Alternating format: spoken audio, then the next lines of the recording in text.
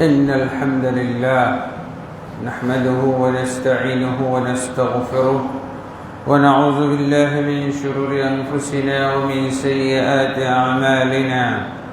من يهده الله فلا مضل له ومن يضلل فلا هادي له، وأشهد أن لا إله إلا الله وحده لا شريك له، وأشهد أن محمدا عبده ورسوله.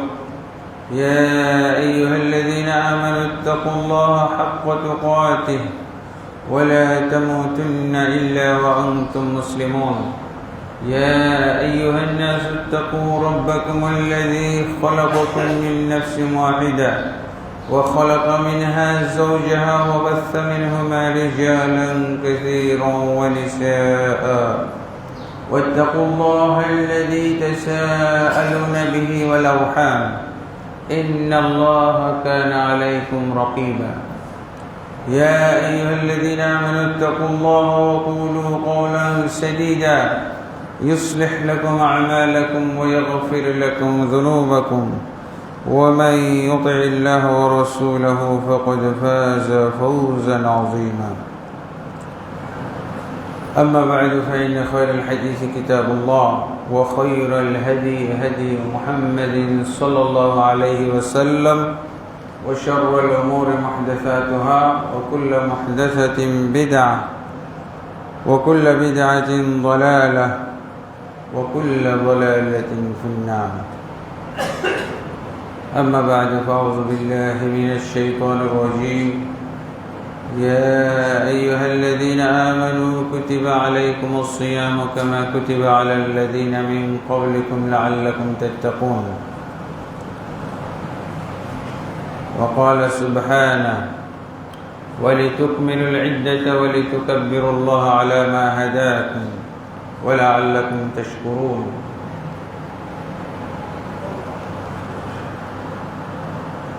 وقال سبحانه: إنا أنزلناه في ليلة القدر وما أدراك ما ليلة القدر ليلة القدر خير من ألف شهر. আলহামদুলিল্লাহ, আল্লাহ তাবারক ওয়া তাআলার অসংখ্য অগণিত তারিফাত যে আল্লাহ আমাদেরকে খাইর, বরকত এবং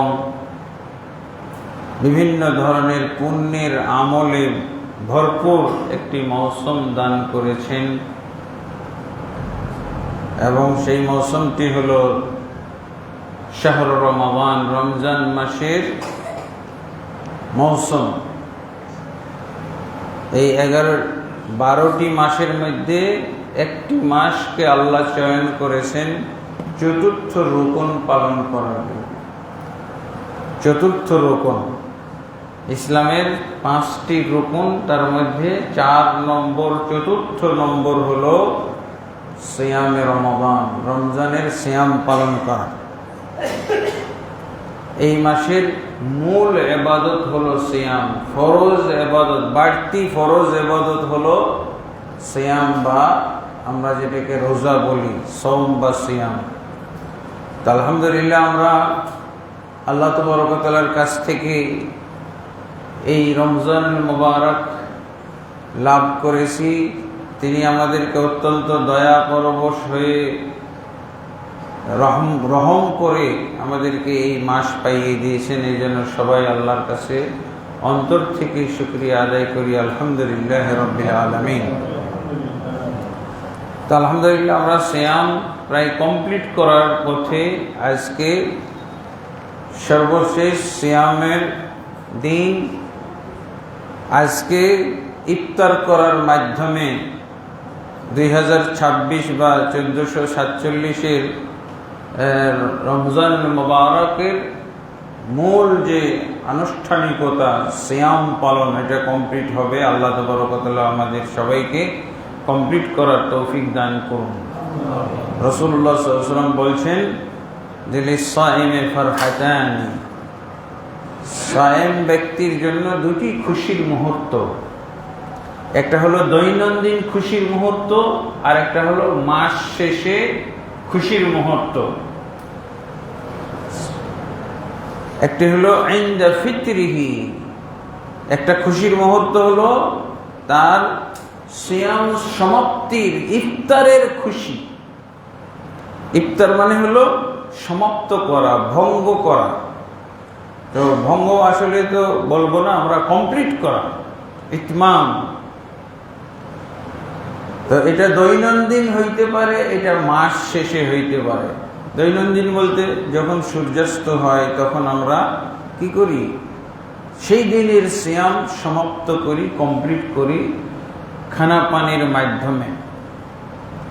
এটা হলো একটা খুশির মুহূর্ত। আর একটা হলো মাস শেষে, এই যে আজকে আমরা ইফতার করব, এটা কিন্তু অন্যান্য দিনের ইফতারের মতো না। আজকের যে ইফতারটা হবে এটা হলো গোটা মাস সমাপ্ত করার, কমপ্লিট করার ইফতার। এটা এই আজকের এই ইফতারের খুশির মুহূর্তটা আরো বেশি আমাদের জন্য আনন্দের, খুশি। আর এই খুশি আমরা অনেক সময় অজ্ঞতাবশত না জানার কারণে মনে করে থাকি যে ইফতারের যে রকমারি আইটেম আমার সামনে উপস্থিত আছে, বিশেষভাবে যদি ইফতারের জন্য বিশেষ আয়োজন করা হয়, দাওয়াত করা হয়, তখন অনেক ধরনের আইটেম করা হয়। এই ইফতারের বিভিন্ন আইটেম দেখে খুশি না, এই খুশি এটা হলো স্বাভাবিক খুশি। কিন্তু এবাদতের খুশি কোনটা? এবাদতি খুশি হলো যে আমি আজকের সিয়ামটা কমপ্লিট করতে পারলাম। অনেকে আছে না দুপুরে মারা গেছে, অনেকে আছে না সেহরি খেয়ে মারা গেছে।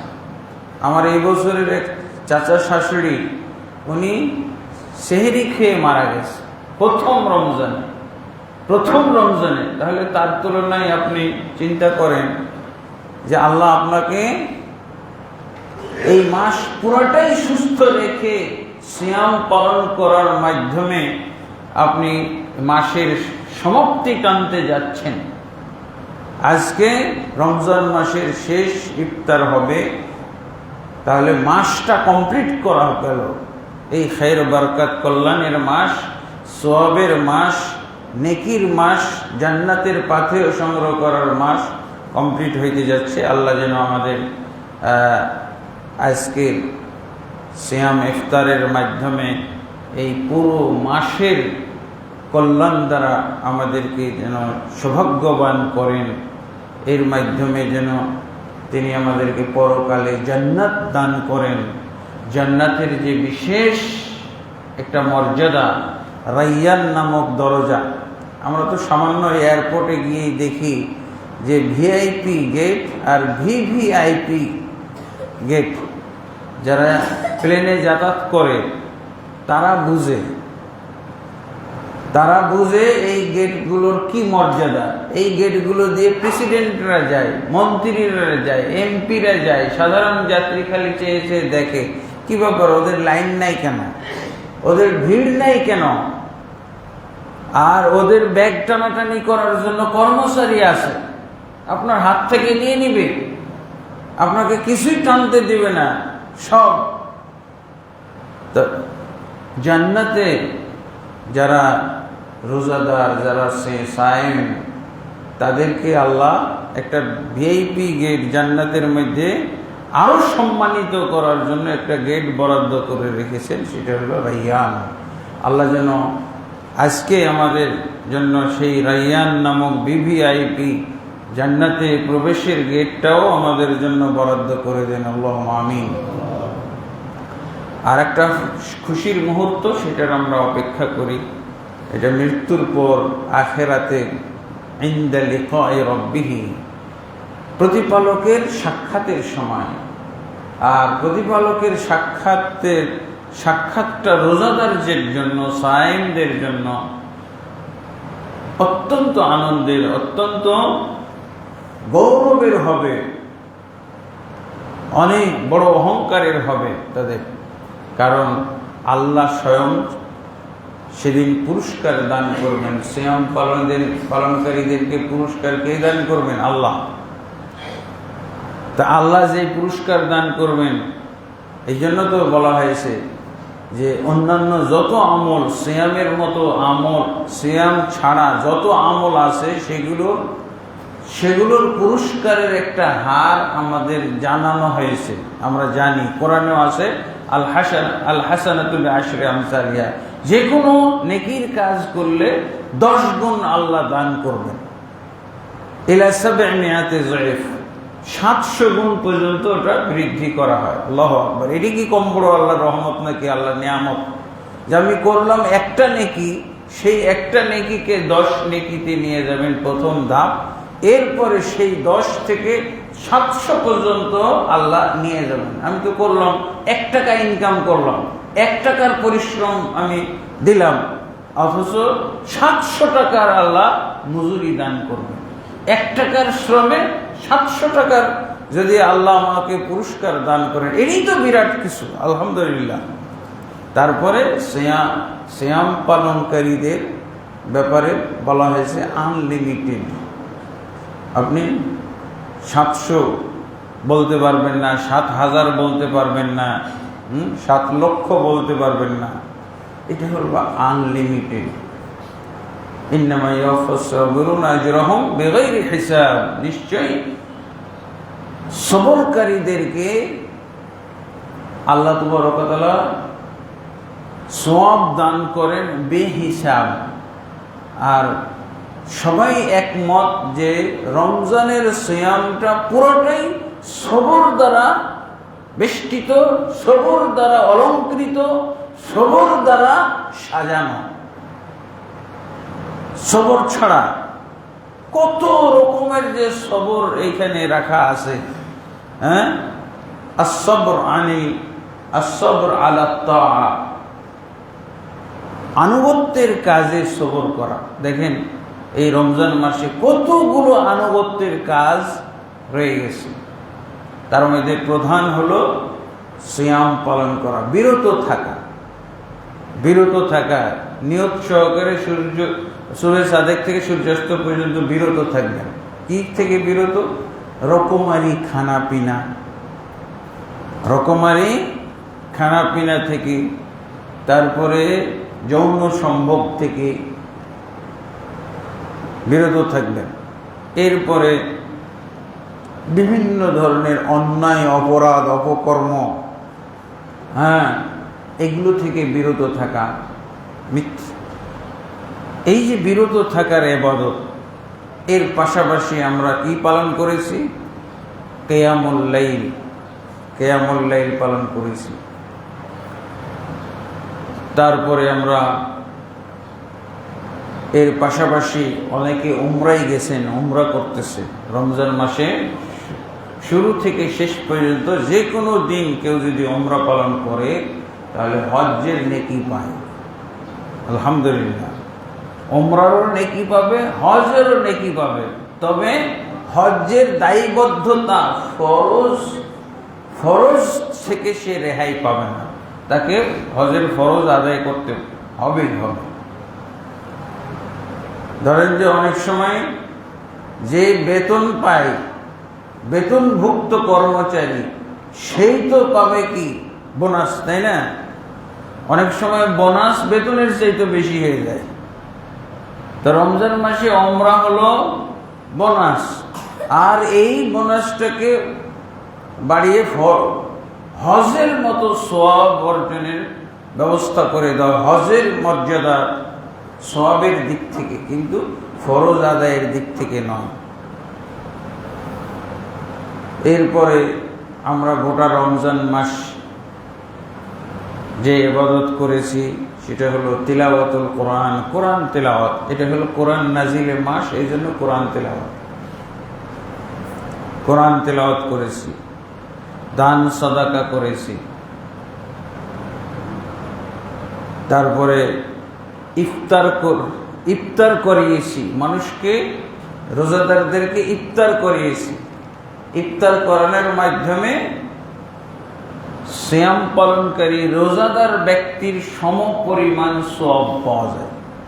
আপনি যদি একজনকে ইফতার করান তাহলে আপনি ওই দিন দুইজনের সিয়ামের আপনি নেকি পাবেন।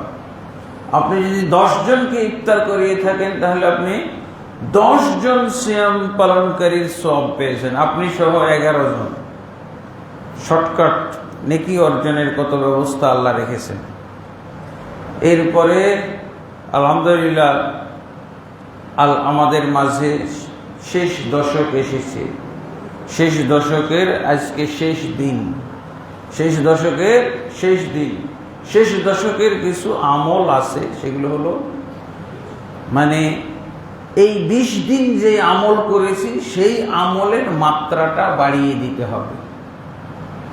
আপনি আলাদা কোনো আমল এখানে নিয়ে এসে লোড করবেন না, আমলের মাত্রাটা বাড়িয়ে দিবেন। যেমন আপনি কিয়ামুল লাইল পালন করবেন।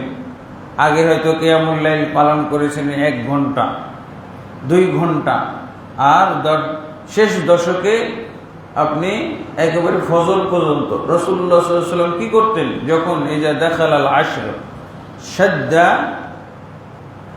মিজারাহু, আল্লাহ রাসূল সাল্লাল্লাহু আলাইহি ওয়াসাল্লাম যখন দশম শেষ দশক যখন প্রবেশ করত, তখন আল্লাহ রাসূল সাল্লাল্লাহু আলাইহি ওয়াসাল্লাম ব্যাপক প্রস্তুতি নিতেন, ব্যাপকভাবে প্রস্তুতি নিতেন, কোমর বেঁধে নিতেন।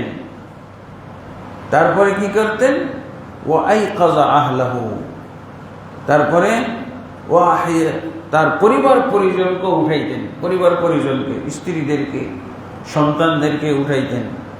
ওয়া আহইয়া লাইলাহু, আর সারা রাত ধরে ইবাদত করতেন, সারা রাত ধরে ইবাদত করতেন। তাহলে মাত্রাটা বেড়ে গেল। কি করার জন্য?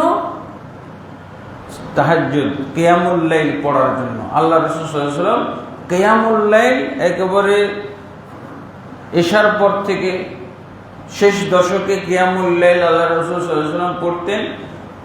এশার পর থেকে একবারে ফজরের পূর্ব পর্যন্ত, সেহরির পূর্ব পর্যন্ত তিনি কিয়ামুল লাইল পালন করতেন। কিন্তু আল্লাহ রাসূল সাল্লাল্লাহু আলাইহি ওয়াসাল্লাম এত দীর্ঘভাবে কিয়ামুল লাইল পালন করতেন যে সেহরির টাইম হয়ে গেল 9 রাকাত পড়তে পারতেন। রাত জাগতেন। ওসমান রাদিয়াল্লাহু আনহু 1 রাকাত পড়েই ফজর হয়ে গেছে। 1 রাকাত মানে কিয়ামুল রমজানের যে নফল সালাত, রাত্রের নফল সালাত, এটার মূল বৈশিষ্ট্য হলো দীর্ঘক্ষণ দাঁড়িয়ে পড়া। দীর্ঘক্ষণ দাঁড়িয়ে আপনি সালাতটা পড়বেন।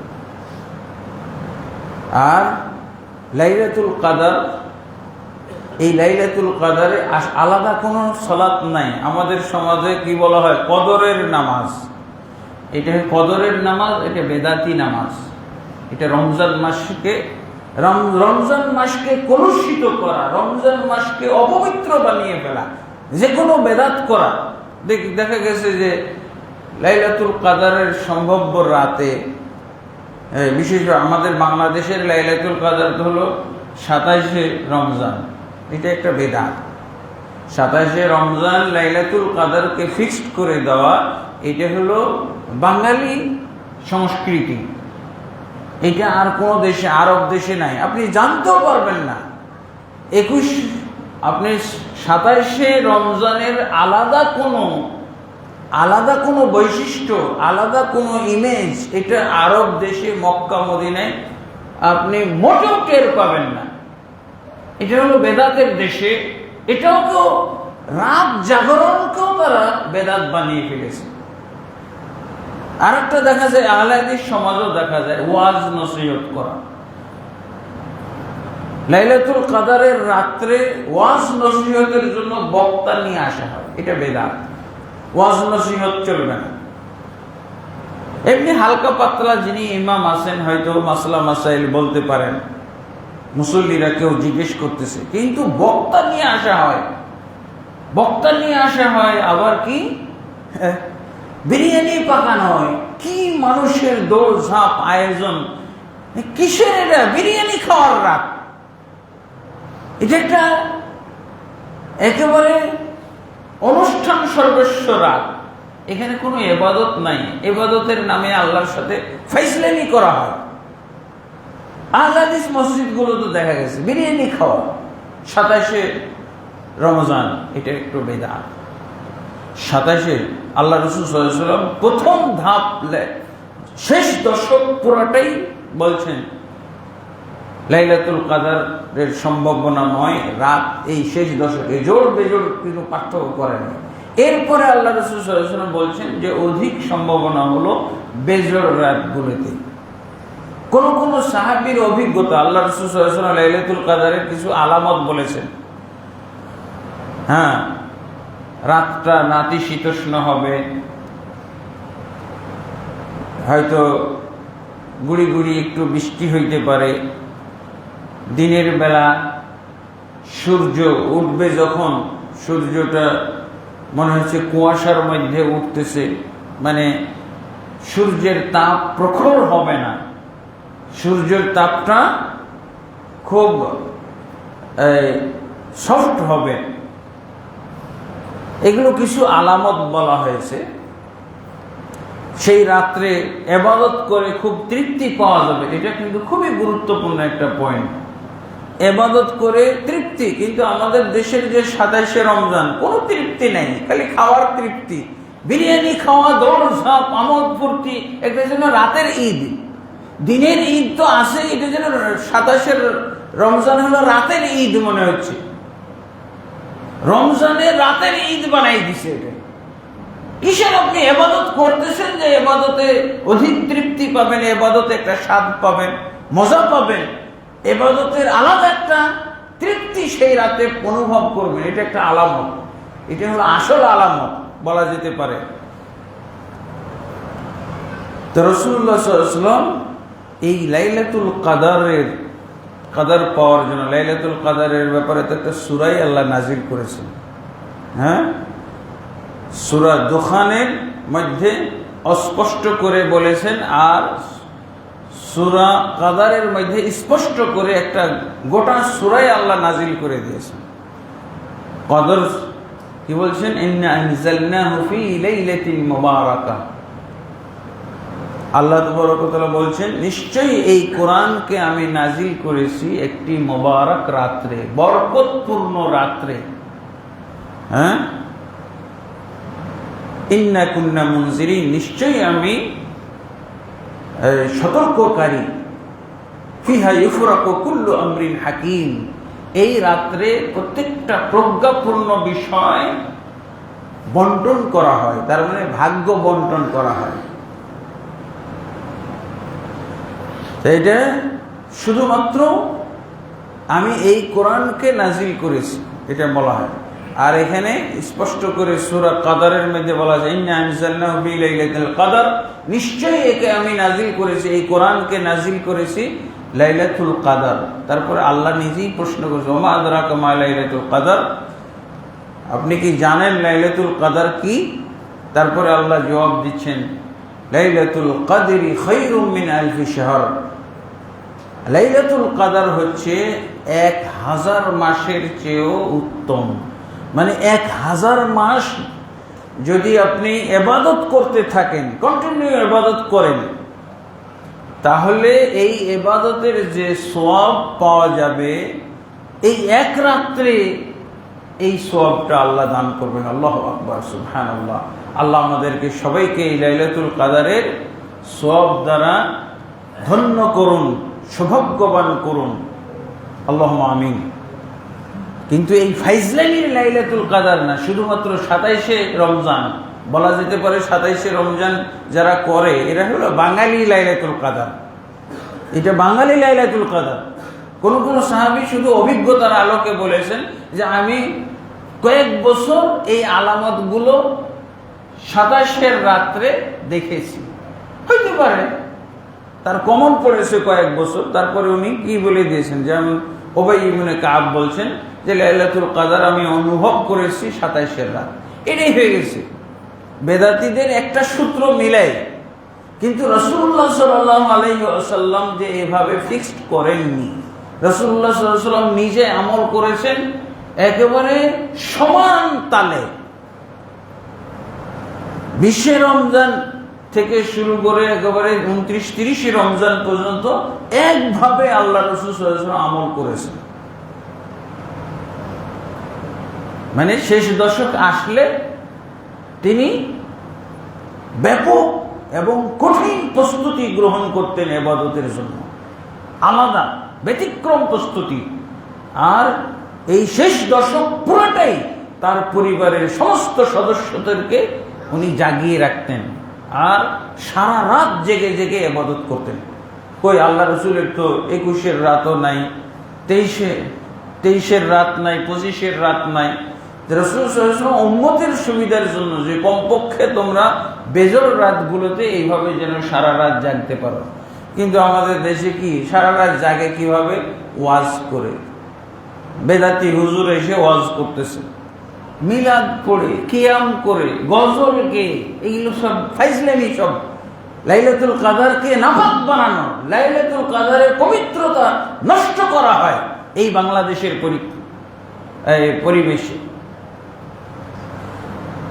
তাহলে লাইলাতুল কাদর 29 বেজোড় রাতগুলোর হিসেবে 29 তারিখ পর্যন্ত, আর দশম এই যে শেষ দশক যদি উদ্দেশ্য হয় তাহলে আজ পর্যন্ত, অর্থাৎ গত রাতও লাইলাতুল কাদরের সম্ভাবনা ছিল।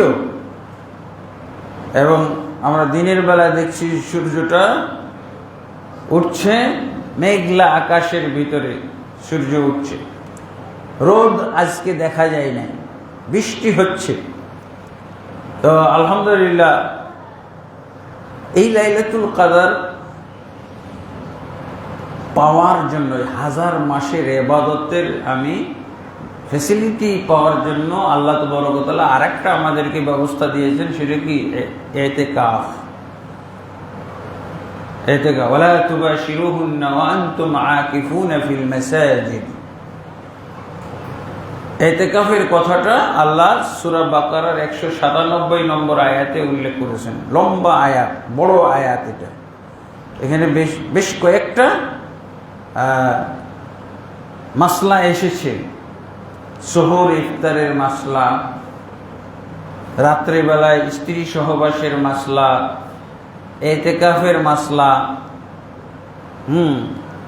এগুলো আল্লাহ এই আয়াতে উল্লেখ করেছেন। কি বলছেন? ওয়ালা তুবাশিরুহুন্না ওয়া আনতুম আকিফুনা ফিল মাসাজিদ। খবরদার তোমরা মহিলাদের সাথে মেলামেশায় লিপ্ত হবে না মসজিদগুলোতে যখন তোমরা ইতিকাফে থাকো। মসজিদের মধ্যে যখন তোমরা ইতিকাফে থাকো, এখান থেকে একটা মাসলা বের হয়েছে যে ইতিকাফ করতে হবে মসজিদে। আল্লাহ ইতিকাফ শব্দের সাথে মসজিদ শব্দটা জুড়ে দিয়েছেন। এর অর্থ হলো মসজিদে ইতিকাফ হবে, কোনো বাড়িতে ইতিকাফ চলবে না। আল্লাহ রাসূল সাল্লাল্লাহু আলাইহি ওয়াসাল্লামের স্ত্রীরাও মসজিদে এসে ইতিকাফ করেছে। অথচ আমাদের বাঙালি ইতিকাফের মধ্যে কি পাওয়া যায়?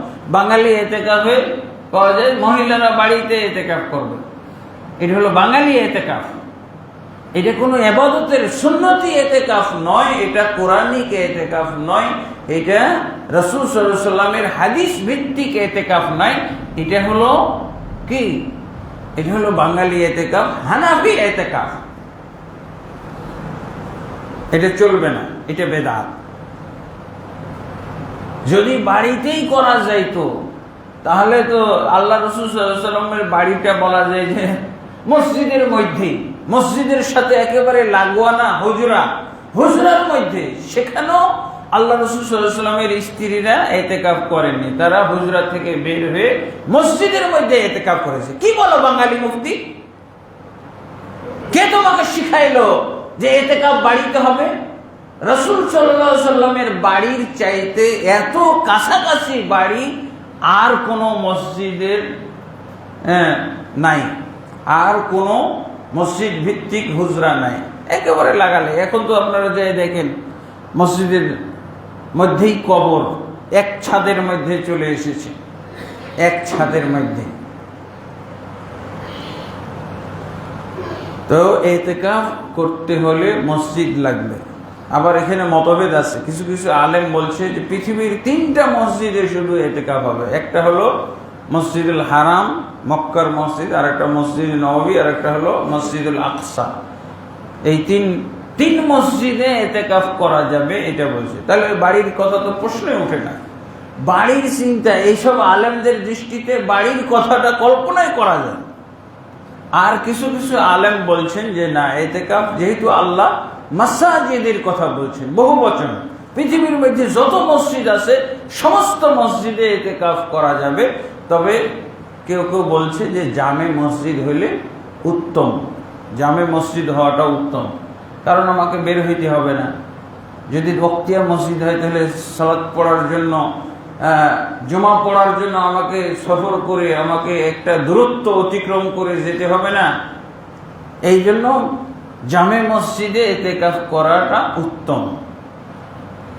আর ওনারা বলছেন যে তবে ওক্তিয়া মসজিদও করা যাবে, যদি ওক্তিয়া মসজিদের আশপাশেই কি বলে জুমা মসজিদ থাকে, হয়তো অসুস্থ, হয়তো সমস্যা আছে দূরে যাওয়া, হয়তো তার খানা দেওয়ার লোক নাই, তাহলে সে ওক্তিয়া মসজিদও ইতিকাফ করতে পারে, কিন্তু বাড়িতে করা যাবে না, মহিলাদের জন্য বাড়িতে করা যাবে না। এই জন্য প্রত্যেকটা মসজিদের কর্তৃপক্ষের উচিত মহিলাদেরও ইতিকাফের জন্য সুব্যবস্থা করেন, মহিলারা যেন ইতিকাফ করতে পারেন। তারপরে ইতিকাফটা হলো নফল। আর আমাদের বাঙালি মৌলবীদের দৃষ্টিতে বা হানাফি দৃষ্টিতে বলা হয় ইতিকাফ নাকি হলো ওয়াজিব। এই জন্য পাগলের দল কি করে, নিজে ইতিকাফ করতেছে না, এখন লোক ভাড়া করে, ইতিকাফের জন্য লোক ভাড়া করা হয়, যে ভাই আপনি আমাদের মসজিদে ইতিকাফ করে দেন, এত মজুরি দেব, মানে কামলা রেখে ইতিকাফ করানো হয়। এখন ওই বেচারার ইতিকাফ করার ইচ্ছা নাই, এটা ইবাদতের সাথে ফাইজলামি না। ইবাদত, ইতিকাফ হলো নফল ইবাদত, ঐচ্ছিক ইবাদত, অতিরিক্ত ইবাদত, লাইলাতুল কদর পাওয়ার জন্য অত্যন্ত সম্ভাবনাময়, আশাব্যঞ্জক একটা ইবাদত। তুমি যদি গরজ না অনুভব করো তো তুমি আরেকজনকে তুমি কামলা খাটাইতে চাও কেন? এটা তোমার ব্যক্তিগত ব্যাপার। যদি একদিনও কেউ জীবনে ইতিকাফ না করে কোনো গুনাহ হবে না। এটা ওয়াজিব বলাটা হলো ফাইজলামি, এটা ওয়াজিব বলা। রাসূলুল্লাহ সাল্লাল্লাহু আলাইহি ওয়াসাল্লাম ওয়াজিব ইবাদত তো হলো সেটাই যেটা কখনো ছাড়া যায় না, ছাড়লে গুনাহ হবে। তাহলে রাসূল সাল্লাল্লাহু আলাইহি ওয়াসাল্লামকে আমরা দেখবো, আল্লাহ রাসূল সাল্লাল্লাহু আলাইহি ওয়াসাল্লাম তো ইতিকাফ করেছেন। হাদিসে পাওয়া যায় সহিহ বুখারী মুসলিমে, কানা ইয়াতাকাফু রাসূলুল্লাহ সাল্লাল্লাহু আলাইহি ওয়াসাল্লাম ফিল আশরিল আওয়াখির হাত্তা তাওয়াফাহুল্লাহ।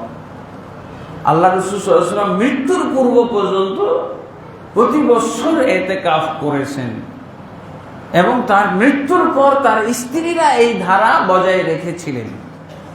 এটা হলো সহিহ হাদিসে পাওয়া যায়।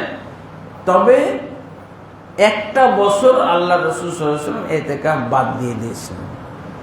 ইতিকাফ বাদ দিয়েছিলেন একটু স্ত্রীদের প্রতি ক্ষুব্ধ হয়ে, স্ত্রীদের প্রতি রাগান্বিত হয়ে, অভিমান করে আল্লাহ রাসূল সাল্লাল্লাহু আলাইহি ওয়াসাল্লাম এক বছরের ইতিকাফ বাদ দিয়েছিলেন। ইতিকাফ এক বছর যদি বাদ দিয়ে দেয় তাহলে কি বোঝা গেল? এটা ওয়াজিব না। ওয়াজিব হলে তো রাসূল গুনাহগার হবেন। এবং কেন বাদ দিয়েছিলেন? উনি আল্লাহ রাসূল সাল্লাল্লাহু আলাইহি ওয়াসাল্লাম মসজিদে এসে দেখে যে ওনার আগেই তার স্ত্রীরা বিভিন্ন জায়গায় তাবু করে করে কি বলে ইতিকাফের জায়গা বরাদ্দ তারা নিয়ে নিয়েছেন। তা রাসূলুল্লাহ সাল্লাল্লাহু আলাইহি ওয়াসাল্লাম বলছে কি ব্যাপার, এবার সব স্ত্রী বাড়ি ছেড়ে মসজিদে এসে ইতিকাফ শুরু করলো, যে আসলে কি তারা আল্লাহর ইবাদতের উদ্দেশ্যে এটা করলো, নাকি 100 দিনের দেখা দেখি আর 100 দিন এই কাম করেছে? 100 দিনের দেখা দেখি আর 100 দিন এই কাম করেছে। তারা কি আসলে আল্লাহর ইবাদত উদ্দেশ্য নিয়ে করেছে, নাকি এই সতীনের ঝালের? তার মানে 100 দিন যখন ইতিকাফ বলছি, ও তো রাসূল সাল্লাল্লাহু আলাইহি ওয়াসাল্লামের সাথে সাহচর্যের সংস্পর্শে থাকার একটা ব্যবস্থা করে নিয়েছে, হ্যাঁ মসজিদে থাকবে, তো চলো আমিও ইতিকাফ করি।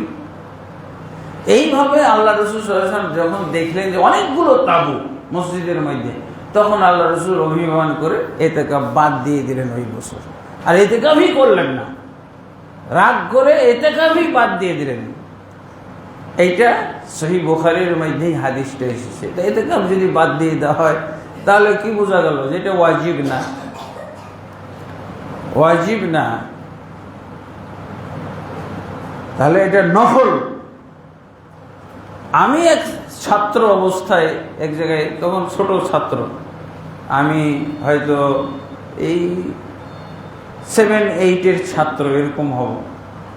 তো আমি গেছি ভাইয়ের বাসায় ছুটি কাটাইতে, রমজান মাসে ছুটি থাকে না, তো ভাইয়ের বাসায় ছুটিতে গেছি। এখন মসজিদ কর্তৃপক্ষ, ভাই তো ইমাম না, উনি ওরা মসজিদের লোকেরা খুব বিপদে পড়ে গেছে, কাউকে এতেকাফের জন্য পাওয়া যাচ্ছে না। তো আমাকে বলছে যে আপনার একটা ভাই দেখা যাচ্ছে ছোট, আমি তো ছোট মানুষ, এই যে এইসব ছাত্রদের মতো, এই ছাত্রদের মতো এরকম হয়তো, বা একটু বড়, তা আপনি আপনার ভাইটাকেই দয়া করে রাজি করান, আমাদের মসজিদে এতেকাফ করে দিক, নাহলে তো আমরা সবাই গুনাহগার হয়ে যাচ্ছি। আমি ছাত্র মানুষ, ছোট মানুষ, হ্যাঁ একটু ঘোরাফেরা করবো, রমজান মাসে ছুটি কাটাবো ভাইয়ের বাসায়। তো ওরা আমাকে তখন ভাইকে বলে আমাকে তারা নিয়ে এতেকাফে বসাই দিয়েছে। এই হলো, এটা ছিল কালীগঞ্জ বাজার মসজিদ। এই হলো ঘটনা, বেদাতীদের টেনশন। একটা নফল ইবাদতকে ওয়াজিব বানানো, এটা বেদাত। যারা এই কাম করে এরা বেদাতি।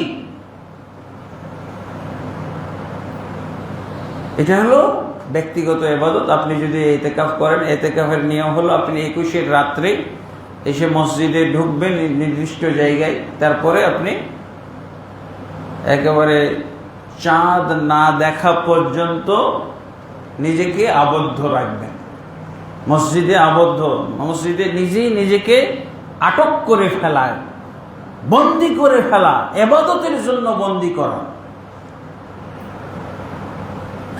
নিজেকে বাধ্যবাধকতার মধ্যে নিয়ে আসা, ইবাদতের উদ্দেশ্যে একটা বাধ্যবাধকতার মধ্যে নিয়ে আসা। ব্যবসা বাণিজ্য বন্ধ, লোকজনের সাথে আড্ডাবাজি বন্ধ, খোশ গপ্প বন্ধ, চা স্টলে যে বসা আর গল্প গুজব করা, এগুলো সব বন্ধ। কি হবে? ইতিকাফের মধ্যে শুধু সালাত আর হলো জিকির আজকার, কোরআন তেলাওয়াত আর ভালো কথা বলা, ভালো কথা শোনা। অনেক সময় দেখা যায় যে মসজিদগুলোতে ইতিকাফকারীরাই গল্প গুজবে মেতে যায়, এগুলো ইতিকাফের আদব নষ্ট। ইতিকাফের যে উদ্দেশ্য, সেই উদ্দেশ্য পণ্ড করা হয়, ধ্বংস করা হয়। আপনি কারোর সাথে মিশবেন না, এমনকি ফোনটাও বন্ধ করে দেবেন, মোবাইল ফোন বন্ধ করে দিবেন। একমাত্র আপনি রুটিন করে নেবেন যাদের সাথে আপনার মোবাইল ফোন যোগাযোগ, রুটিন ভিত্তিক আপনি যোগাযোগ করবেন ফ্যামিলির সাথে।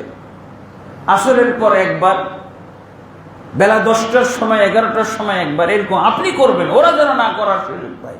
উন্মুক্ত করে দিলে যেই সে এখন আপনার সাথে যোগাযোগ করবেন, দিয়ে আপনার সময় নষ্ট। আপনি ব্যবসায়ী মানুষ, মিনিটে মিনিটে ফোন আসে, ইতিকাফের সময় এগুলো চলবে না, এগুলো সব বন্ধ করবেন। আর লাস্টের, যেমন আজকে এই যে শেষ রোজা, সিয়ামের লাস্ট দিন, সূর্য ডুবলে আপনার ইতিকাফের কোর্স কমপ্লিট। ইতিকাফ এখন আপনি মসজিদ থেকে বের হইতে পারেন, কোর্স কমপ্লিট হয়ে গেছে। কিন্তু নিয়ম হলো ঈদ পড়ে তারপর বাসায় যাওয়া। মসজিদেই থাকবেন, মসজিদেই গোসল করবেন, মসজিদ থেকেই আপনি ঈদগাহে যাবেন, ঈদের সালাত পড়ে একবারে বাড়িতে ঢুকবেন। এটা হলো, তাহলে আমরা যেমন সালাত শেষ করি না, সালাম ফিরার পরেই তো নামাজ শেষে তারপর বসে থাকি কেন? তারপরে কিছুক্ষণ বসে থাকি কেন? এটা কি নামাজের অংশ, সালাতের অংশ? কেন বসে থাকি? কিছু জিকির আজকার আছে, হ্যাঁ, সালাত পরবর্তী কিছু জিকির আজকার আছে, এগুলো পাঠ করার জন্য বসে থাকি। তো সূর্য ডুবে গেলে ইতিকাফ হয়ে গেল, নামাজের সালাম ফেরার মতো কমপ্লিট হয়ে গেল। কিন্তু আপনার এরপরে একটু করণীয় আছে। এতেকাফকে আরো পূর্ণতা দিতে চাইলে, আরো সম্পূর্ণ করতে চাইলে আপনি রাতটা থেকে তারপরে এখানেই গোসল টোসল করে সূর্য ওঠার পর আপনি ঈদগাহে যাবেন, ঈদের সালাত পড়ে একবার বাড়িতে যাবেন। এটা হলো এতেকাফ কমপ্লিট করার নিয়ম। এটাই রাসূলুল্লাহ সাল্লাল্লাহু আলাইহি ওয়াসাল্লাম করেছেন, এটাই রাসূলুল্লাহ সাল্লাল্লাহু আলাইহি ওয়াসাল্লাম করতে বলেছেন। আলহামদুলিল্লাহ। এরপরে আল্লাহ তাবারক ওয়া তাআলা এই সিয়ামের আয়াতগুলোর মধ্যে একটা ব্যাকরণ উল্লেখ করেছেন, সেটা কি? ওয়ালিতুকমিলুল ইদ্দাতা, তোমরা অবশ্যই সিয়ামে রমজান কমপ্লিট করবে। সিয়ামে রমজান কমপ্লিট করতে হবে। যদি 29 দিনের হয় রমজান, তাহলে 29 দিনই পালন করতে হবে। আল্লাহ বলছেন ওয়ালিতুকমিলুল ইদ্দা, অবশ্যই সংখ্যা গণনা কমপ্লিট করতে হবে। যদি এই সংখ্যা বিশিষ্ট কোনো ইবাদত যদি সংখ্যা পূর্ণ না করা হয়, এই ইবাদতটা বাতিল হয়ে যাবে। রমজান, এটা রমজানের সিয়াম হলো ৪র্থ ফরজ, কিন্তু এই ফরজ আদায় করতে কতদিন লাগে? 29 বা 30 দিন। এবার 30 দিন লাগতেছে। এই 30 দিনের একদিনও বাদ দেওয়া যাবে না। 30 দিনে আপনি একটা ইবাদত পালন করলেন, সেটা কি? ইসলামের ৪র্থ ফরজ, ইসলামের ৪র্থ রুকনটা পালন করলেন। আর ৫ম রুকন পালন করতে কতদিন লাগে? একজন হাজিকে আপনি বিদায় করে দিলেন হজ করতে, তারপর কতদিন পর ফিরে আসে? ১.৫ মাস পর। কয়টা হজ করে আসছে?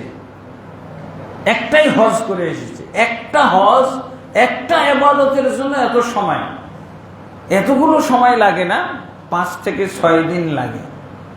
কিন্তু তার আরো আনুষঙ্গিক কিছু ইবাদত সাজানো আছে, কিছু ইবাদত এবং আনুষ্ঠানিকতা, ইবাদতের আনুষ্ঠানিকতা এর সাথে সংশ্লিষ্ট করে এতদিন আল্লাহ তাবারক ওয়া তাআলা তো 3 মাস বরাদ্দ করেছে। হজের মৌসুম হলো 3 মাস। আগামী কালকে থেকে হজের মৌসুম শুরু। আগামী যেদিন ঈদুল ফিতর পড়ব, শাওয়ালের 1 তারিখ থেকে হজের মৌসুম শুরু হয়ে গেল। তার মানে আল্লাহর পক্ষ থেকে হজের জন্য বরাদ্দ হলো 3 মাস, আর আমাদের সরকার থেকে বরাদ্দ করা হয় 1.5 মাস।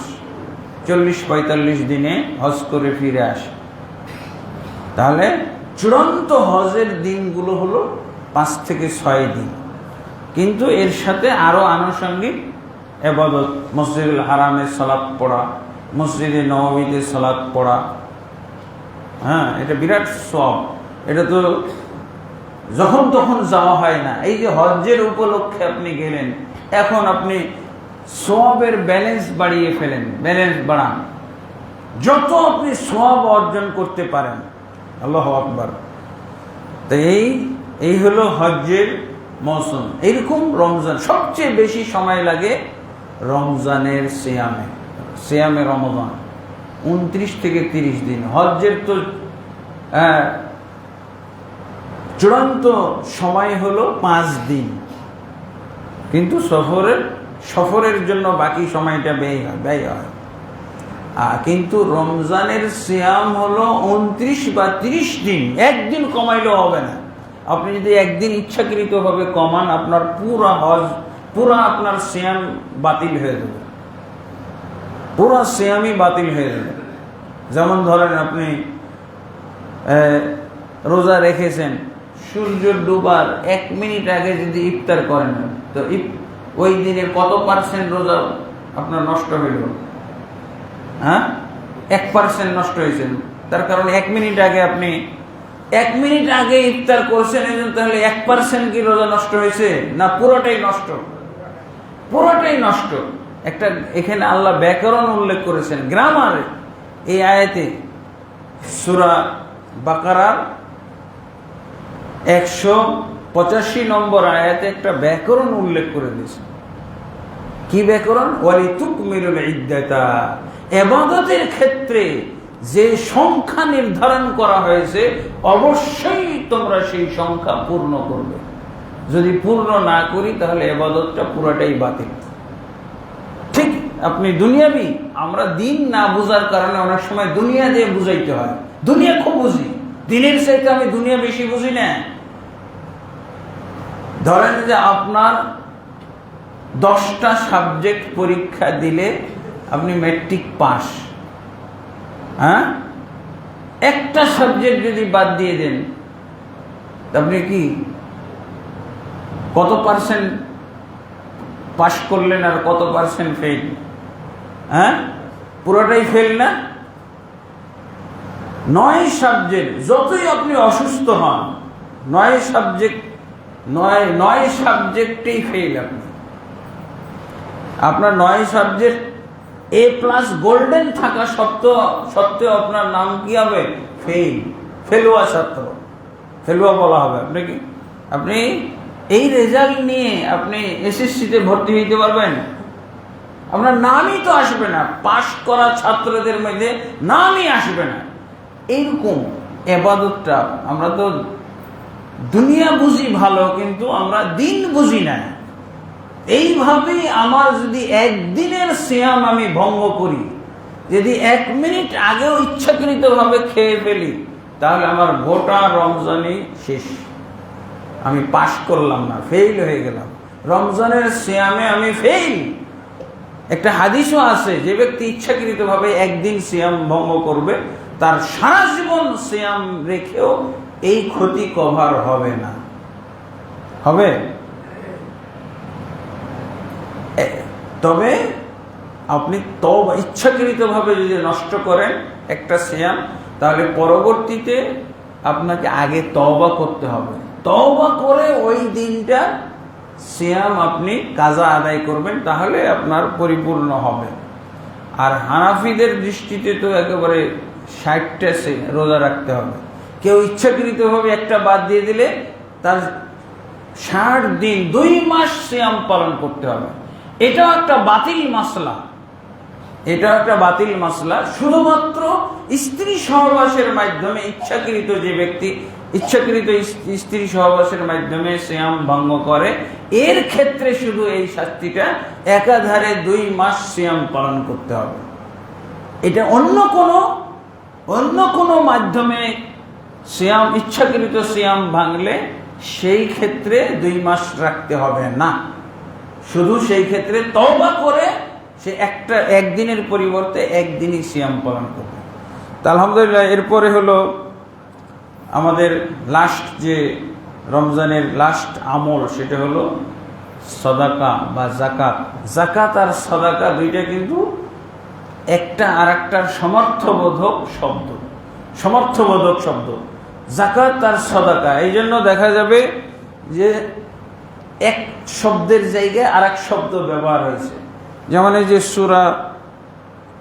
সূরা তওবার যে আয়াতটা, সূরা তওবার 60 নম্বর আয়াত, এই আয়াতে যাকাতের খাতগুলো উল্লেখ করা হয়েছে। যাকাত পাওয়ার যারা অধিকারী তাদের খাত উল্লেখ করা হয়েছে, কিন্তু আসলে শব্দটা ব্যবহার করা হয়েছে সাদাকাত। ইন্নামাস সাদাকাতু লিল ফুকারা ওয়াল মাসাকিন, সাদকা শব্দ ব্যবহার হয়েছে। তাহলে সাদকা হলো 2 প্রকার, একটা হলো নফল সাদাকা আর একটা হলো ফরজ সাদাকা। ফরজ সাদাকাকে যাকাত বলা হয়। যদি যাকাত বলা হয় তাহলে বুঝবেন যে ফরজ সাদাকা, আর সাদাকা বললে সাধারণ সাদাকা। ফরজ যাকাত যেটা আমরা সাধারণ মালের যাকাত দিয়ে থাকি, এটা হলো কত? 2.5, নেশাব হয়ে গেলে 2.5% দিতে হয়। নেশাব হয়ে গেলে কি 2.5% দিতে হয়। তা আলহামদুলিল্লাহ, আমরা রমজান মাসে যাকাত দিয়ে থাকি। কেন দেই? এই রমজান মাসটাকে বরকতের মাস, কল্যাণের মাস, সওয়াবের মাস, আখেরাতের পাথেয় সংগ্রহের মাস। এই মাসে নফল এবাদতগুলোর উপরে বিরাট একটা প্রভাব পড়ে। যেমন উমরা পালন করলে হজের নেকি পাওয়া যায়। অনেকেই ব্যাখ্যা করে বলেন যে কোনো আমল করলে এরকম বর্ধিত করা হয়, সওয়াব বর্ধিত করা হয়। তো এই জন্য অনেকেই রমজান মাসেই জাকাত দিয়ে থাকেন। আমরা সাধারণ মালের একটা জাকাতের অর্থ বছর একটা মাস নির্ধারণ করতে হয়, সেটা মুসলমানরা 99% মুসলমান রমজানকেই নির্ধারণ করে। একটা হলো সাধারণ মালের জাকাত, আর একটা হলো বিশেষ জাকাত। সাধারণ জাকাত আর বিশেষ জাকাত দুইটাই এই মাসে রয়েছে। একটা হলো সাধারণ যেটা জাকাত, সেটা হলো সম্পদের জাকাত, এটা হবে 2.5%। নেশাব হয়ে গেলে 2.5% দিতে হবে। নেশাব বলা হয় কাকে? 7.5 ভরি স্বর্ণ অথবা 52 ভরি রূপার সমমূল্য কারো কাছে যদি বছর শেষে, তার মানে রমজান মাসে, রমজান টু রমজান আমরা যে জাকাত দিয়ে থাকি, তাহলে আমাদের যে রমজান মাসে যদি 52.5 তোলা 52 ভরি রূপার সমমূল্য, তার মানে 80 থেকে 90 হাজার টাকা যদি কারো কাছে মজুদ থাকে, জমা থাকে, তাহলে শতকরা 2.5% জাকাত দিতে হবে। আর যদি ধরা যায় যে স্বর্ণের নেশাব অনুযায়ী 20 মিসকাল হাদিসের ভাষা, 20 দিনার হাদিসের ভাষা, আর প্রচলিত মাপে 85 গ্রাম, বাংলাদেশি মাপে হলো 7.5 ভরি, ইন্টারন্যাশনাল মাপে হলো 85 গ্রাম, বাংলাদেশি মাপে হলো বা ভারতীয় মাপে হলো 7.5 ভরি সমপরিমাণ স্বর্ণ যদি স্বর্ণের মূল্য কারো কাছে থাকে, তাহলে তাকেও জাকাত দিতে হবে। হ্যাঁ, তবে আগের যুগে 200 দিরহাম বা 52 তোলা রূপা আর 7.5 ভরি স্বর্ণ বা 85 গ্রাম স্বর্ণের মূল্য এক ছিল, একরকম ছিল। বর্তমান যুগে অনেক ডিফারেন্স, আকাশ পাতাল। হ্যাঁ, আকাশ পাতাল ডিফারেন্স হয়ে গেছে। এখন আপনার জাকাত দিতে হবে রূপার মূল্য ধরে, অর্থাৎ আপনি সারা বছর পার করার পর যদি আপনার কাছে কি বলে 80-90 হাজার টাকা থাকে, তাহলে এখান থেকে আপনি কি করবেন? 2.5 টাকা জাকাত হিসেবে দিয়ে দিবেন। আর সদাকা কিন্তু 2.5 না, সদাকা হলো 25% পর্যন্ত দেওয়া যায়, 1/3। এই জন্য ফরজ হিসেবে আপনি এটা ফরজ পালন করা, জাকাত হলো ফরজ পালন করা। এতে সম্পদের খালি দায় সারা, সম্পদগত দায় সারা ইবাদত। জাকাতটা হলো সম্পদগত দায় সারা ইবাদত, দায় সারা, দায়বদ্ধতা থেকে বাঁচার ইবাদত। আপনি ইবাদতই সম্পদগত ইবাদতের মূল রহস্য, মূল প্রতিযোগিতার জায়গা, মূল আপনার কি বলে সওয়াব অর্জনের জায়গা হলো সাদাকা। সাদাকা হলো 25%, সর্বোচ্চ 25%, 1% থেকে শুরু করে 25% পর্যন্ত। এটা আল্লাহ রাসূল সাল্লাল্লাহু আলাইহি ওয়াসাল্লাম নির্ধারণ করেছেন। তাহলে সাদাকার মাধ্যমে দারিদ্রতা, সাদাকার মাধ্যমে ইসলামের উন্নয়ন, সাদাকার মাধ্যমে ইসলামী প্রতিষ্ঠান, ইসলামী প্রকল্প, এগুলোর উন্নয়নটা বেশি হয়ে থাকে, কিন্তু আমরা বুঝি না। আমরা শুধু জাকাতটা নিয়ে পড়ে আসি, সাদাকার হিসাবই জানি না। সাদাকাটা হলো 1% থেকে 25% পর্যন্ত সর্বোচ্চ। এমনকি আল্লাহ রাসূল সাল্লাল্লাহু আলাইহি ওয়াসাল্লাম এটা লিমিট নির্ধারণ করেছেন। যেমন সাদ বিন আবি ওয়াক্কাসকে আল্লাহ রাসূল সাল্লাল্লাহু আলাইহি ওয়াসাল্লাম দেখতে গেছেন। তো সাদ বিন আবি ওয়াক্কাসকে আল্লাহ রাসূল সাল্লাল্লাহু আলাইহি ওয়াসাল্লাম মনে করাচ্ছেন। অসুস্থতার সময় কিন্তু অনেকের অনেক কথা মনে থাকে না, মনে করিয়ে দিতে হয়। অনেক সময় সৎ আমল মনে করিয়ে দিতে হয়। একজন সালাত পড়তে পারছে না, তার অনেক কিছু মনে থাকে না, রোগের কারণে সে সালাত পড়তে পারছে না, সালাত ভুলে গেছে, তাকে মনে করিয়ে দিতে হবে, তাকে বুঝিয়ে দিতে হবে। এটা হলো পরিবারের প্রতি ওই ব্যক্তির অধিকার যে তাকে ইবাদত বন্দেগী বিষয়ে স্মরণ করিয়ে দিবেন। তো যারা অসুস্থ অবস্থায় থাকে তাদেরকে দান সাদাকার বিষয়ে স্মরণ করাইতে হয় বিশেষভাবে।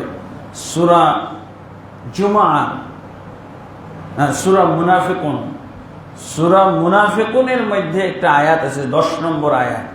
সবচেয়ে মৃত্যুর সময় সবচেয়ে উপকারী আমল হিসেবে ওই মুমূর্ষ ব্যক্তি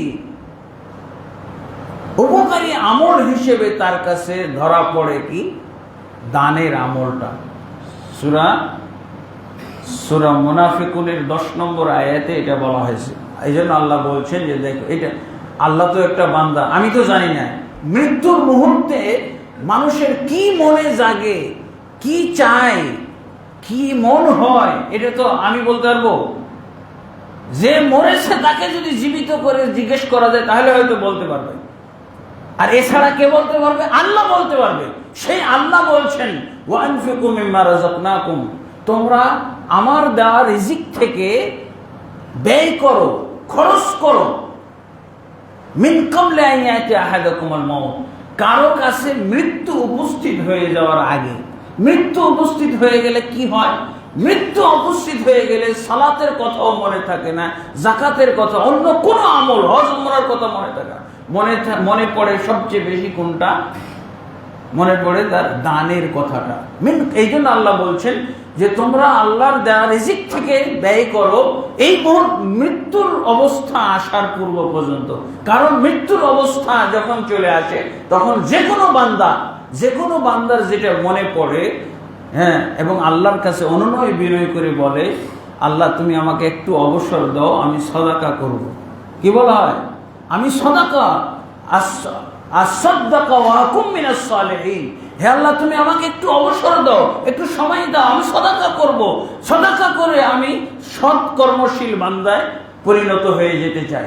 এই যে সাদাকার আমলটা, এটা কিন্তু আমাদের বাংলাদেশের মুসলমানদের মধ্যে চরম ধরনের শিথিলতা।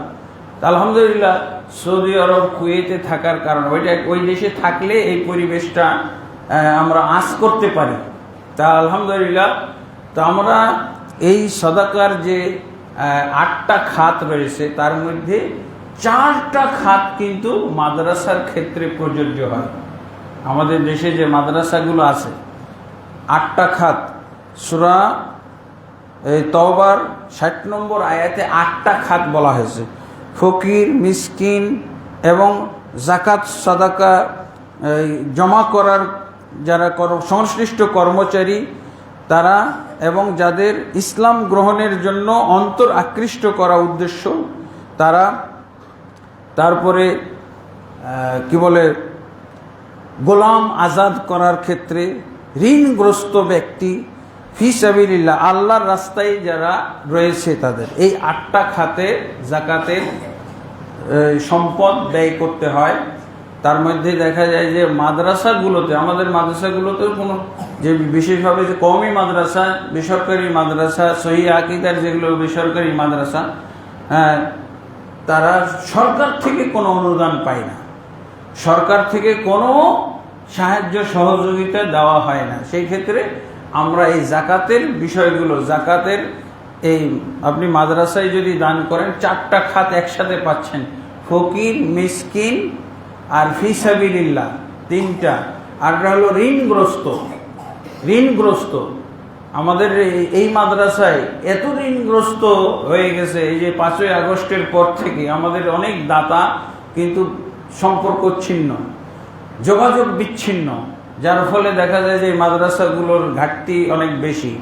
হ্যাঁ, আলহামদুলিল্লাহ এই দানের ক্ষেত্রে তো আমি বুঝি, আমি তো যতদূর পারি দান করি, ঘাটতি হলে আমি আমার ইনকাম থেকে পূর্ণ করার চেষ্টা করি আলহামদুলিল্লাহ, এবং আশা রাখি ভবিষ্যতে যদি আল্লাহ আমাকে পুরো খরচ বহন করার যদি তৌফিক দান করেন, অবশ্যই আমি পুরো খরচ বহন করারও তৌফিক আল্লাহর কাছে চাই, এবং ইনশাআল্লাহ আমি করব। আপনাদেরকেও উদ্বুদ্ধ করছি। অলরেডি আমি যেটা আমার পৈতৃক সম্পত্তি গ্রামে পাইছিলাম ওটা দান করে দিয়েছি, ওটা ওখানের জন্য দান করে দিয়েছি। এখন এতগুলো ঋণ হওয়ার পর আমি আমার জায়গা যেটা আছে এখানে উত্তরখানে, সেটাও আমি বিক্রির জন্য অনেকের কাছে বলে দিয়েছি। কারণ এগুলো সবই পড়ে থাকবে, এখন আমরা দানের বক্তব্য রাখি, আমরা যদি আমলটা না করি তাহলে তো হলো না। অনেককেই আমি অলরেডি জানিয়ে দিয়েছি জায়গা কেনার জন্য, যাতে এই ঋণগুলো পরিশোধ করা যায়, মাদ্রাসাগুলো সুন্দর করে পরিচালনা করা যায়। আলহামদুলিল্লাহ, আমার তো এদের বিশ্বাসী, যেখানে সহি আকীদা শেখানো হচ্ছে, কোরআন এবং হাদিসের এলেম এখানে প্রচার হচ্ছে, শেখানো হচ্ছে, তাহলে সেখানে আমি দান করলে, আমার সাদাকা দিলে, আমার জাকাতের টাকা দিলে তো আমি দেখা যায় 4টা খাত একসাথে পাচ্ছি।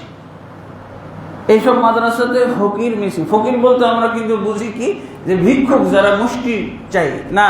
ফকির বলতে উদ্দেশ্য হলো দরিদ্র, গরিব। মিসকিন হলো এমন ব্যক্তি যার 6 মাসের উপরে খানার ব্যবস্থা আছে, বাকি দিনগুলো হয়তো 5 মাসের বা খানার শর্ট আছে, ব্যবস্থা নাই, এরকম একটা সংজ্ঞা আছে। এগুলো বুঝে নিতে, আমাদের বাংলাদেশে ফকির মিসকিনের সংজ্ঞা তো ঝামেলা আছে। তো দরিদ্রকে বলা হয় ফকির। আনতুমুল ফুকারা, আল্লাহ কি বলছেন? যাদের অভাব থাকে, বলছে তোমরা সবাই ফকির, আল্লাহ একমাত্র আল্লাহ হচ্ছেন ধনী। তাহলে আমরা সবাই ফকির কেন? আমার কোনো না কোনো অভাব আছে, সেই দৃষ্টিতে আমরা সবাই ফকির। এখানে মাদ্রাসাতে যারা পড়ে, ফকির, মিসকিন, আর কি ফি সাবিলিল্লাহ। আল্লাহ রাসূল সাল্লাল্লাহু আলাইহি ওয়াসাল্লাম এই সংজ্ঞা দিয়েছেন, মান খারাজা ফি তালাবিল ইলমি ফাহুয়া ফি সাবিলিল্লাহ হাত্তা ইয়ারজিআ। যে ব্যক্তি বাড়ি থেকে বের হয় ইলম অর্জনের জন্য, সে ব্যক্তি ফি সাবিলিল্লাহ যতক্ষণ পর্যন্ত বাড়ি ফেরত না আসে। তা আল্লাহ তাবারক ওয়া তাআলার কাছে আমরা কামনা করি, আল্লাহ তাবারক ওয়া তাআলা যেন এই সমস্ত বেসরকারি প্রতিষ্ঠান যেগুলো দ্বীনের শিক্ষা দিচ্ছে, কোরআন এবং হাদিস সহিহ আকীদা মানহাজের শিক্ষা দিচ্ছে, এগুলোকে যেন আল্লাহ তাবারক ওয়া তাআলা বিশেষ নজর দিয়ে রহমতের চাদরে আচ্ছাদিত করে এগুলোকে যেন আল্লাহ সুন্দরভাবে পরিচালনার ব্যবস্থা করে দেন। আপনারা এই ব্যাপারে সুদৃষ্টি রাখবেন, আল্লাহ তৌফিক দান করুন। আল্লাহুম্মা আমিন। আস্তাগফিরুল্লাহ লি ওয়া লাকুম ওয়া লিসাইরিল মুসলিমিন ফাস্তাগফিরুহু ইন্নাহু গফুরুর রহিম।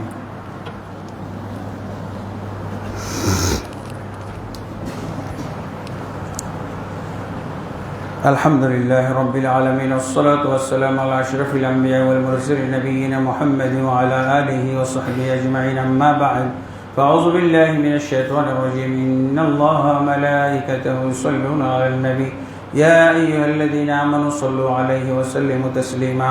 اللهم صل على محمد وعلى آل محمد كما صليت على إبراهيم وعلى آل إبراهيم إنك حميد مجيد.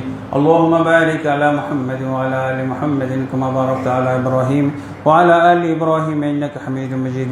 اللهم أصلح لنا ديننا الذي هو عصمة أمرنا، وأصلح لنا دنيانا التي فيها معاشنا، وأصلح لنا آخرتنا التي فيها معادنا، واجعل الحياة زيادة لنا في كل خير، والموت راحة لنا من كل شر. اللهم أعز الإسلام والمسلمين، وأذل الشرك والمشركين، ودمر أعداءك أعداء الدين يا رب العالمين. اللهم أصلح ولاة علماء وعامة المسلمين، وخذ بنواصيهم إلى صراطك المستقيم. يا حي يا قيوم برحمتك نستغيث. أصلح لنا شؤوننا كلها، ولا تكلنا إلى أنفسنا طرفة عين. ربنا آتنا في الدنيا حسنة وفي الآخرة حسنة وقنا عذاب النار. عباد الله رحمكم الله، إن الله يأمر بالعدل والإحسان وإيتاء ذي القربى وينهى عن الفحشاء والمنكر والبغي يعظكم لعلكم تذكرون. ولذكر الله أكبر والله يعلم ما تصنعون.